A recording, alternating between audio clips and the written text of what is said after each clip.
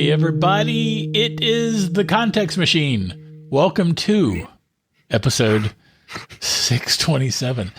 I'm Bryan. I'm going to get this down, Jeff. Any day now. I'm going to get this down. I'm Bryan Chaffin. And I'm Jeff Gamet, Bryan Chaffin's emotional support animal. Hey, check us out at it still says our new home. We've been in there long enough that we've unpacked the boxes. Yeah. Contextmachine.io. Yeah, that's a good thing there. And you can also use contextmachine.io to reach out to us. You can find us on Post on News and Mastodon at Context Machine. I for what it's worth, I am on Blue Sky and Threads at Geek Tales. Same. And Post and Mastodon at Geek Tales. I'm at Geek Tales everywhere. I'm Jay Gamet everywhere. Right. Good for us. Well, thanks for joining us for the show this week. It's been lots of fun. Hey, the base was provided by Dr. Boom. Before we go, we could maybe talk about some things. I'm just saying. Just a little. That's so crazy. It just might work. It just might work. So the first thing I thought that we could talk about is the fact that, and I'm going to pitch this in an entirely Bryan appropriate way. I thought we could talk about how much I'm enjoying season 2.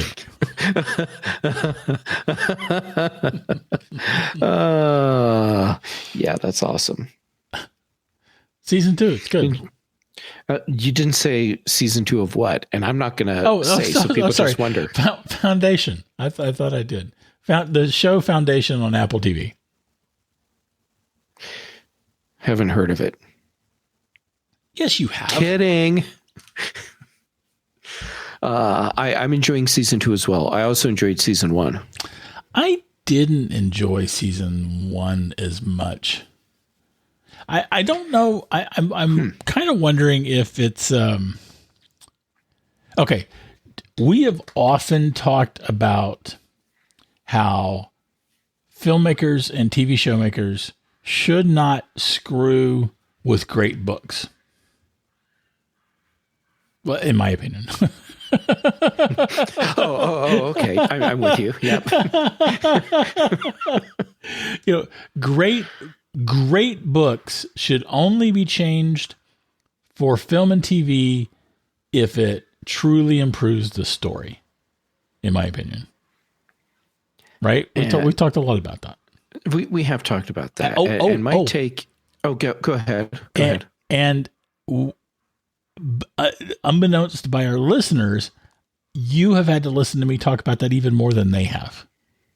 So go ahead. I'm sure this comes as a major shock to our audience. Yes. Yeah. Bryan, my take is gratuitously changing the content from book to screen. That kind of sucks. However, I appreciate that telling a story in print versus telling a story on screen, there are changes you have to make simply because it's a different medium. And yes. And so doing that where it's necessary because of how you tell a story in a different medium, I'm fine with that. Yeah, it's the changing the story that really ticks me off when it's a great book.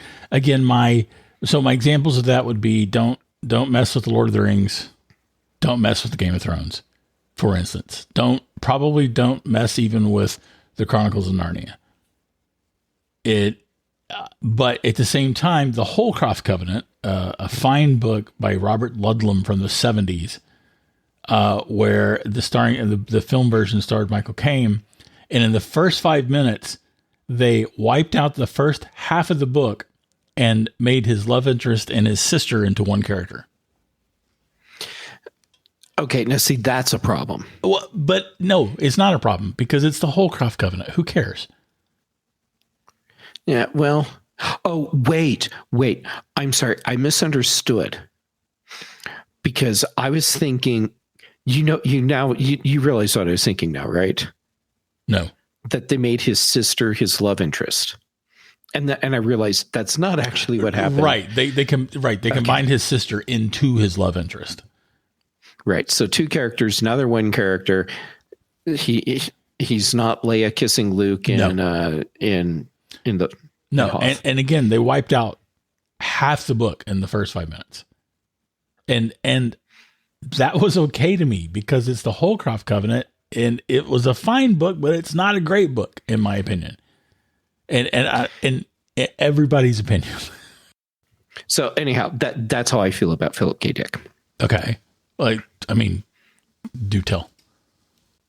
Oh, you actually went exposition? Wow. Okay. Here's the deal. My word isn't good enough for you. Well, no, it's not. No, go. All right. So anyhow, Philip K. Dick, he came up with a lot of really interesting and compelling story ideas. His execution, I think, was lacking. But when you get talented people that could take these concepts he created and then turn them into something for television or the big screen, you get stories that are actually much better than what he had originally written. I completely agree with that. Philip K. Dick was a terrible writer with great ideas. And he was a terrible writer for a number of reasons, one of which he was writing sci-fi in the 60s and 70s.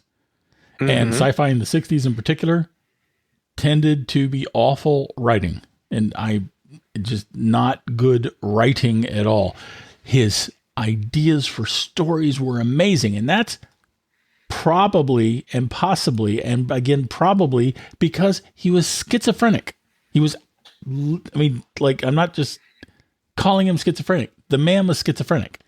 And that schizophrenia really kind of imposed itself through his writing. That's why so many of his stories deal with what is real and what is not real. That totally comes from his schizophrenia. And those make great stories. And so but the writing was so bad that I completely agree with you. It is entirely okay for a screenwriter to take these concepts and to change them up, make them work. Yeah. But the Lord of the Rings, don't change it. I mean, or if you're going to cut something out, that's one thing. But changing stuff, I feel rather strongly about this. I had no idea. Yeah. So back to Foundation. Right. Yeah. Isaac Asimov, the writer of the Foundation books, was a visionary, great ideas, also not a great writer, and mostly because he was writing in the 60s and 50s. I don't think I've ever said this on the show. There is one science fiction book that was written in the 60s that I think stands up to a modern read, and that's the first Dune book, which came out in 1966, I think. And it's about the only sci-fi book that really stands up to a modern eye. In most of these other books, most of these, like Stranger in a Strange Land, is, I think, a great book, but I also feel like you have to suspend your disbelief in the writing. Like you have to be able to take the misogyny, the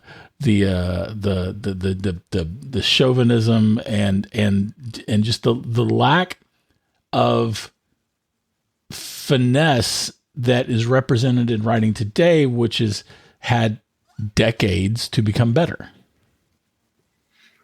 I'm with you. Yep. So anyway, Foundation. I feel like Isaac Asimov had amazing ideas like PKD, like Philip K. Dick, but that his writing left a lot to be desired. And I don't mind when Foundation strays from the source material.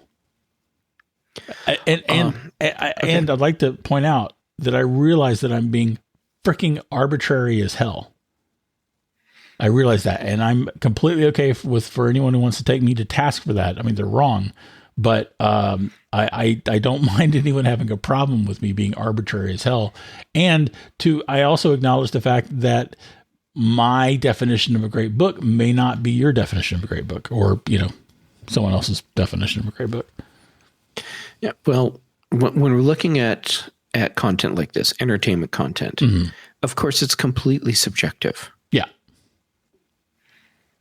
Yeah. When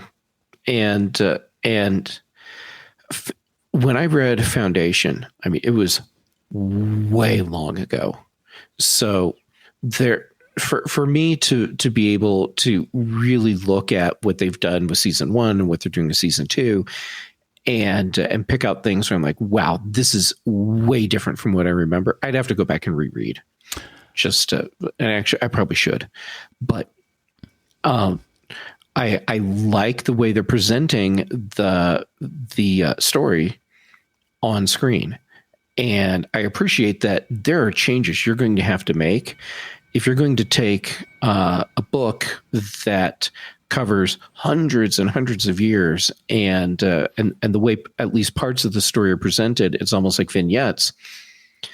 How do you make that work as a weekly TV series spanning multiple seasons? And you're going to have to make changes.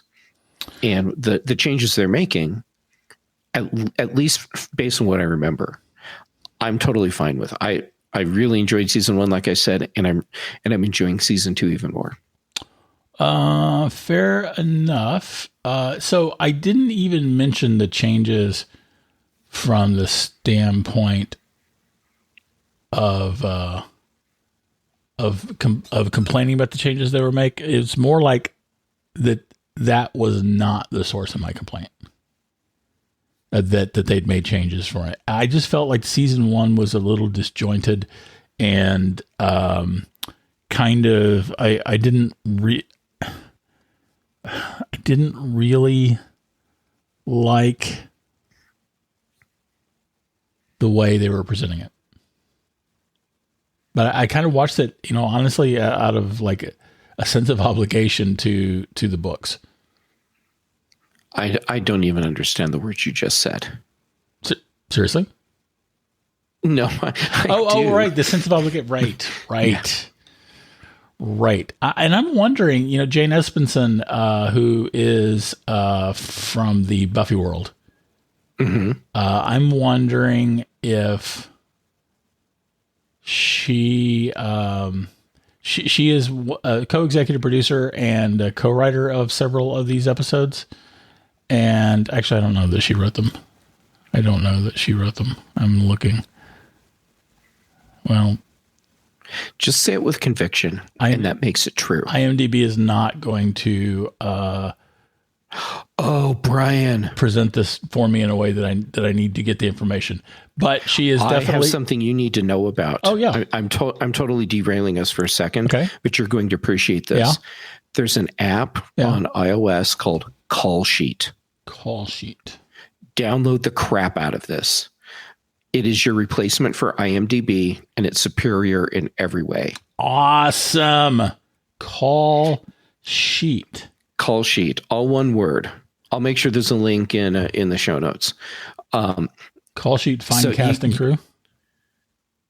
I'm sorry, what? Call Sheet, find cast and crew. Mm-hmm. Okay. And it has like a clapboard with a magnifying glass as the icon. Yes. Yep.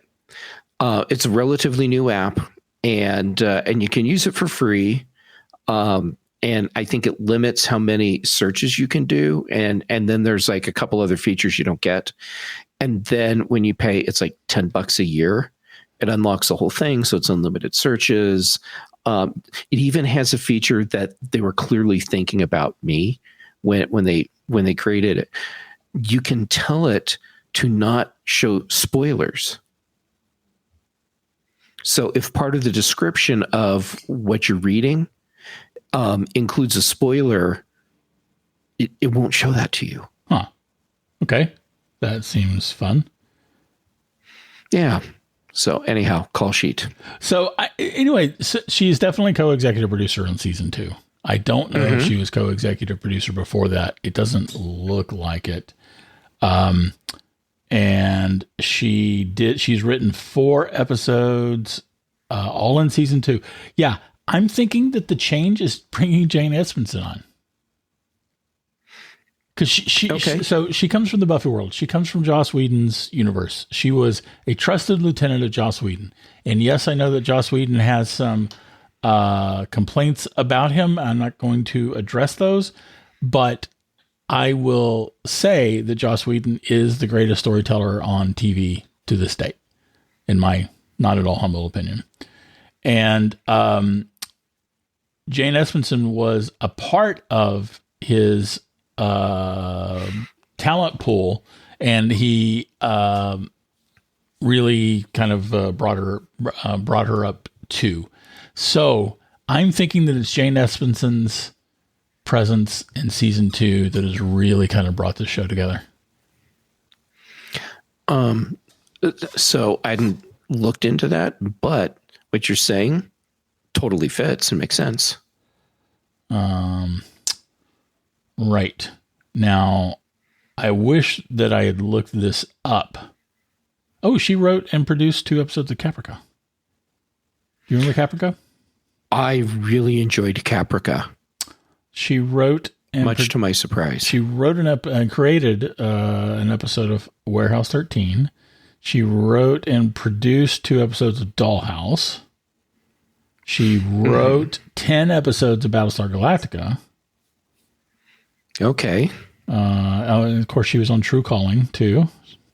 Or not on. She was a co-executive producer and writer. Anyway, the point is that I feel like she's the one who's brought this TV show together, and season 2 has been a lot less disjointed to me. Okay, I'll go with you on that. And season 1 didn't feel disjointed to me to the same degree it did to you. However, season 2 feels like there is a better flow. Okay. Better flow. Right. So how is that different from being not disjointed? You can have something that doesn't flow as smoothly in one season versus another without it being disjointed. Okay. All right. Fair enough. You described tomatoes as red, and I will describe them as red and round.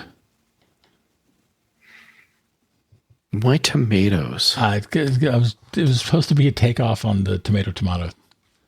Oh, Bryan, that was so clever. No, it wasn't. It was really kind of stupid. So here's the deal.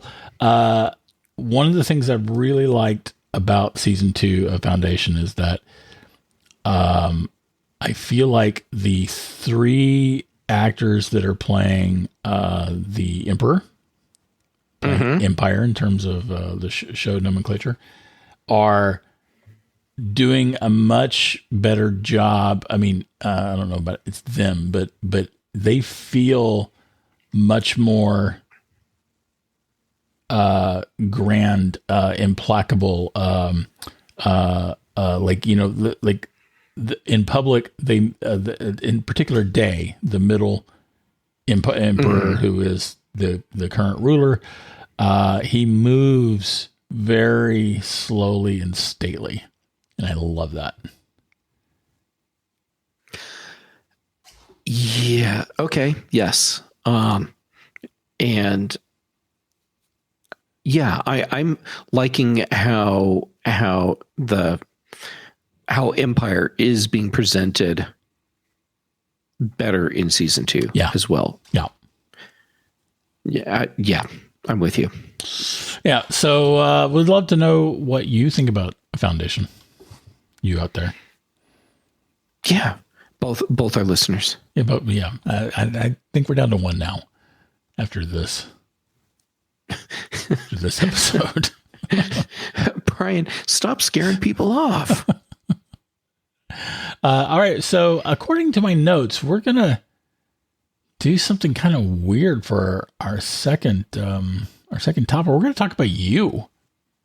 It's really weird. We will figure out how to make it about you. Okay, good. Excellent. I believe in us. Excellent. So my notes say that an iPad won't replace Jeff's laptop. And I stopped you right there because I didn't want to hear any more until we talked. Okay. All right. So here's the deal.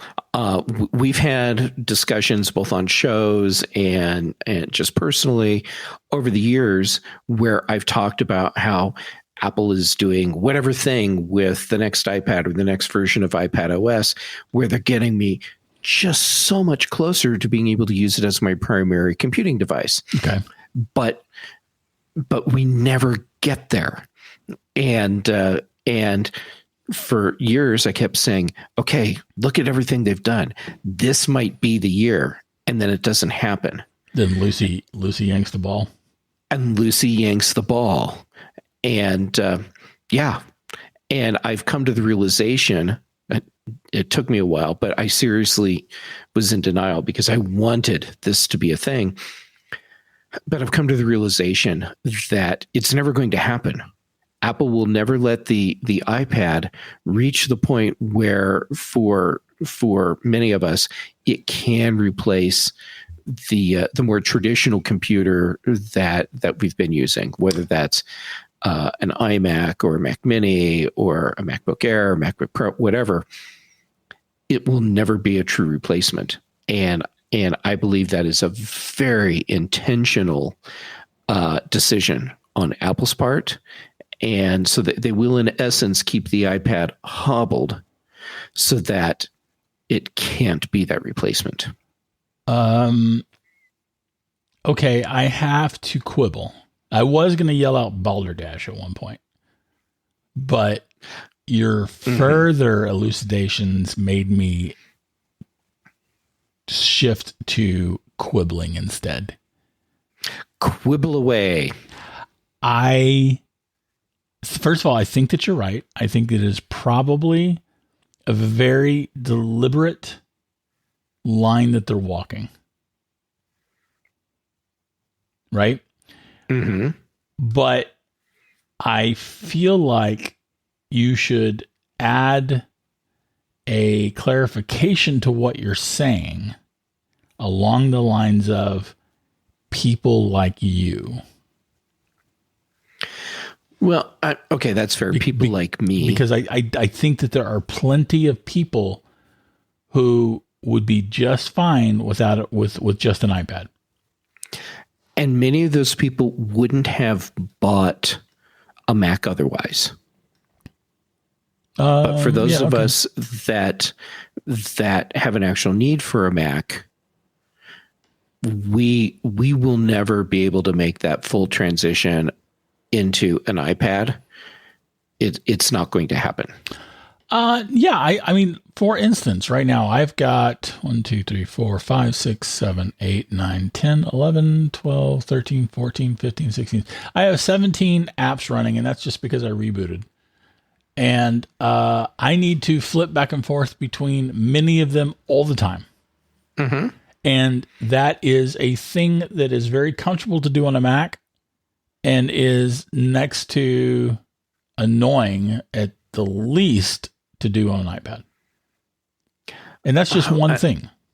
And see, and now that comes down to which iPad are you using and how are you using it?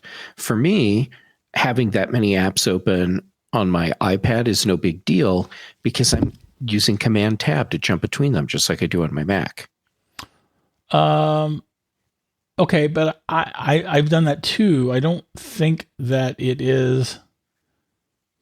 I don't think it's as easy to do on the iPad as it is on a Mac. If you're not using a keyboard, it is not as easy to do on an iPad. If you have a keyboard connected to your iPad, Command Tab works exactly the same. Okay, is this where we gloss over the fact that I don't have an iPad keyboard? And this is exactly where we're going to gloss over that, and do the thing, the tomato red thing again, and I'll act like it's really clever. Go ahead and do it. I can't even do that because to your point, I haven't tested it with a keyboard, but I feel like the mouse, the lack of a mouse on an iPad is going to also make this more complicated. It's at least the way I work. Well, and see, that's another place where this is frustrating for me because I use a keyboard with my iPad. I can use my Magic Trackpad or a mouse with my iPad. So I have full keyboard and mouse style input that I can do all the time with my iPad. Okay, well then why don't you ditch your iPad, your Mac then? Because the iPad is, I think, intentionally hobbled in such a way that it prevents me from being able to do that. I am asking for specifics. Okay, here's specifics. I use multiple audio input devices. Okay. Apple has made that very difficult to do on an iPad. Yeah, all right. I'll give you that. I use multiple audio output devices. That's difficult to do on an iPad. Connecting an external camera. But basically, if I'm doing some sort of web meeting or a podcast, my iPad is not the device that serves that purpose. And yet the hardware is capable of supporting all of this. It's a matter of actually letting us do it. I wonder if it is, and here's what I mean by that. The iPad has very specific and limited RAM. And software on a Mac, on an iPad and an iPhone is very carefully constructed to make use of the limited RAM. Okay. And I am wondering if what you're talking about is more a byproduct of the limitations of software that need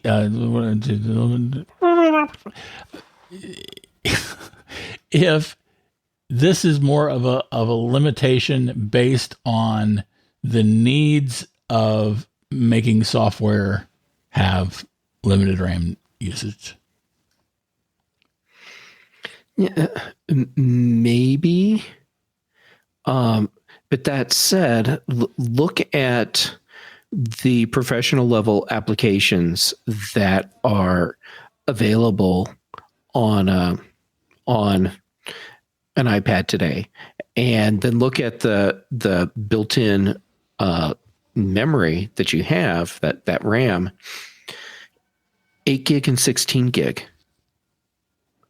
Just like if you're buying a Mac. Oh, I thought we were still at 8 on the iPad.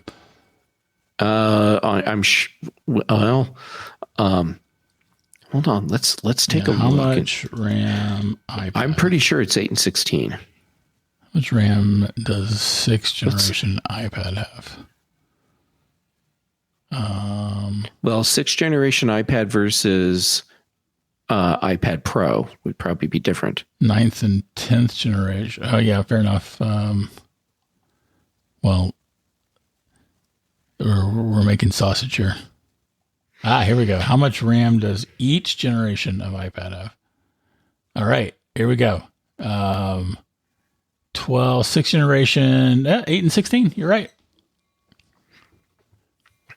And keep in mind when Apple was sending out developer kits for the first M series Mac, it was an iPad and a Mac Mini box.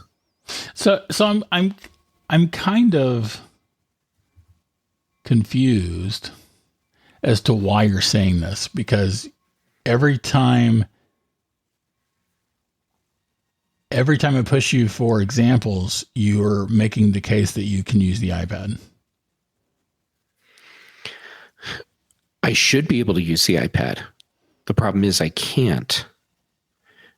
There's a lot of things that I can do with my iPad, but there are certain things that it's just simply not going to happen. And podcasting is a big part of that. Yeah, podcasting is But there are people who do podcast using their iPhones or iPads. There are. Yeah. If we could do everything that we wanted to on an iPad, considering that in many cases you can buy an extremely powerful iPad for less than a Mac,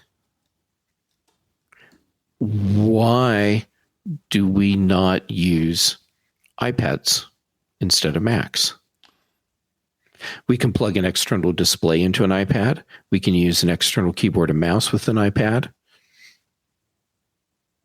So again, why are you arguing that you can't replace your Mac with an iPad? Because I can't. Like I said, the podcasting part is big.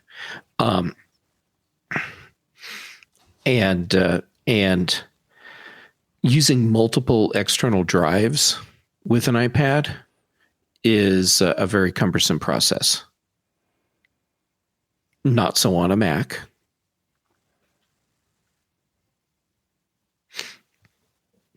It's unfortunate because it's not that I'm disagreeing with you, because I also don't think I could replace my computer usage with an iPad for even a second. I just my problem is that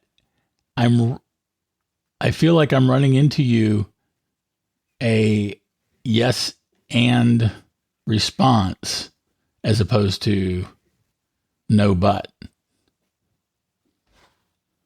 So it's like we're doing an improv show.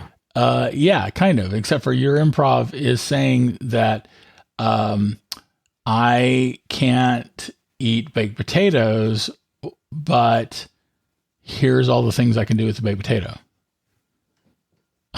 What I'm saying is I cannot eat exclusively baked potatoes, even though here's all the other things I can do with it, with a baked potato. And yes, there's a lot that I can do with my iPad, and I like using my iPad. Okay, a lot. What is a thing that you cannot do with your iPad? Well, we've talked about my podcast recording. Okay, being able to use multiple audio inputs and outputs simultaneously. But you could wait. You need to use multiple inputs when you're podcasting? Yeah. Why? I've got a camera. I've got a microphone. Those are two inputs. Right. I was thinking just audio inputs. Yeah. Camera's a big thing. I totally get why you wouldn't have thought about the camera since we can see each other through the booth and don't actually need to use cameras when we're recording. Right. Yeah. Yeah, it's so is podcasting the thing that you can't do? Podcasting, that's the big thing that I can't do. I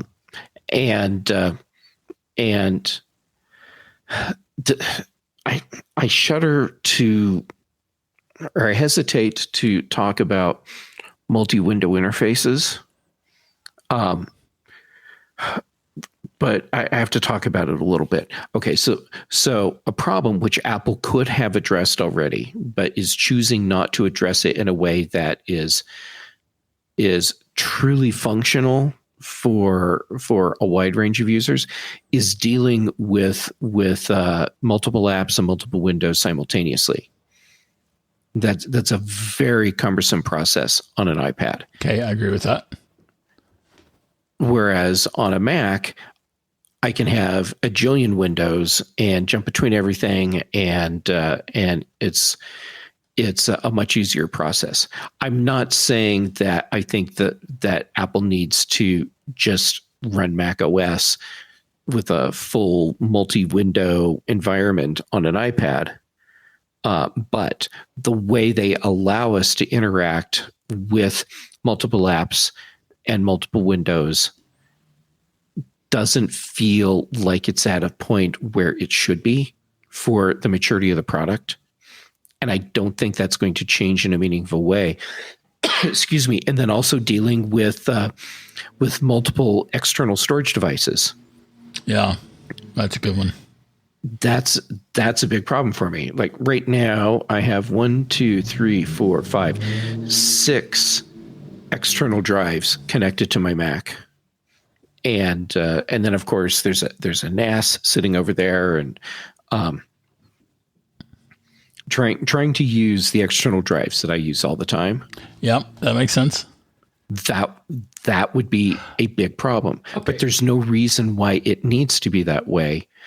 Just from a technology standpoint, this has to be an intentional decision on Apple's part. So it feels like Apple is solving these specific problems that we're talking about up to the point where casual users are fine and not further. And yes. And I think it's not just because of, I mean, one can certainly make the argument at this point, especially with the M1 processor, or the M2. Are we at M2s yet? In the iPad, if the iPad Pro doesn't have an M2 processor, it'll have it this year. But not just from the standpoint of hardware, but also from the standpoint of making things too complicated for normals to do. Well, that's a totally valid concern. But at the same time, don't make if something is too complicated for the average user, that's one issue. If it's something they need to do, but then when you're taking things that more advanced users are doing, and you're implementing them in ways that make it very cumbersome, that's when we have a problem. I suspect that it's the other direction, though. That this is Apple solving the problems up to the point where normal users are good, and leaving the somewhat more advanced to more advanced users to the Mac. All right. Well, then just get rid of the iPad Pro from the product lineup. Why? Because if you're going to give me a tool that's supposed to be a pro level tool, but it is a pro level tool. It's a pro level tool in a number of ways. It's just not in all the ways that you need. And that's what I'm saying. It appears to be hobbled in ways that keep it from being the true pro machine that people want it to be, or in some cases need it to be. I double checked. Yes, the 6th gen iPad Pro is running an M2 processor. Okay. Yeah. So certainly I'm disappointed. From a processing standpoint, you're right. iPad could do everything. But I think that overall, from the limitations of the form factor, that it makes sense for Apple to not try to cram everything that a Mac could do into an iPad, and still call it a pro device. I think there are plenty of things that pros can do with an iPad, and I think that it's okay that it doesn't do everything that a Mac can do. And Apple has created a very clear delineation between a tablet device user and a desktop or laptop user. Yeah. And and obviously that's exactly what they've done. Yeah. And I get it from a business standpoint. However, at the same time, Apple has touted the iPad as a computer replacement. And that's not what they've given us. Man, no. I I can't. It's funny because your argument sounds like something that I would argue because I'm I know this is dumbass. so weird. It's like we're arguing the opposite sides of this. Yeah, right now. because I mean, if you have plenty of people for whom an iPad or an iPad Pro is a computer replacement, duh. All right. I would love to see stats on how many people have successfully moved from using a Mac to just an iPad. I mean, like, this is a complete guess, but I would guess that you have more people who have never bothered to use a computer who are using an iPad. I would people. venture to say there's many people who've never used a computer, but can do a lot of things with their iPhone. Yeah, iPhone and iPad. I mean, I'm betting it's more iPhone than iPad. Oh, you could be right. I don't have access to any young people currently.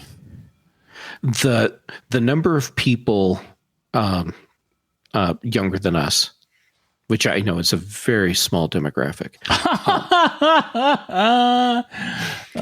Go ahead. Anyhow, the number of people that I see younger than us that are doing a crazy amount of things just on their iPhone, is pretty high. Yeah, that's fair.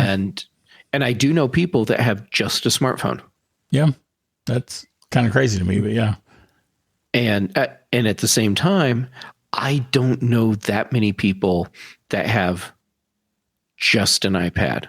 Well, like iPhone and iPad. Yeah, iPhone and iPad. Huh. Man, I would love to have access to Apple's data on this because I'm sure that they have parsed the crap out of this data, and I'm sure that they have this data. Oh, I would be shocked if they don't have this data. Yeah, it would probably be a very valuable intelligence for their competition now too, so they don't release it. Yeah. You know what we could do? We could listen to the last conference call and see if they mentioned anything, because they will occasionally give us tidbits. Wait, they do conference calls? Yeah, they did a conference call like 3 weeks ago, and we both blew it off. Well, to be fair, we had really important things to deal with. That actually is true. See, for once, I'm not just being a butt. All right, man. Let me do this and say that is this week's Context Machine. If you have anything to comment on that or question, you can write us at Context Machine podcast at gmail.com. Any day now. Podcast at context, iPads, Brian. Context Machine podcast at gmail.com. Our bandwidth is provided by CashFly. The bass is by Dr. Boom, recorded just for us. Right? Is that everything? Yeah. I think you did a fantastic job. Oh, thank you. So proud of you, Brian. Oh, thank you. Yes, I can feel your something. You can feel my bass.